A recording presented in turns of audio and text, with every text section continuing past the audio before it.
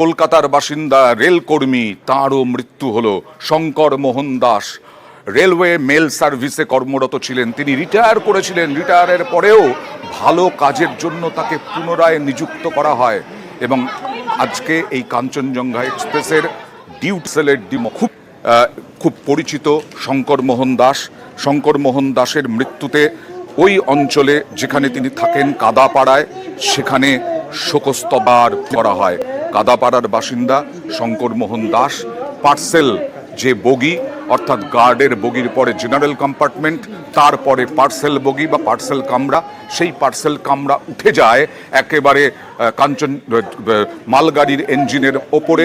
সেই ঘটনায় মৃত্যু হয় শঙ্কর মোহন দাসের।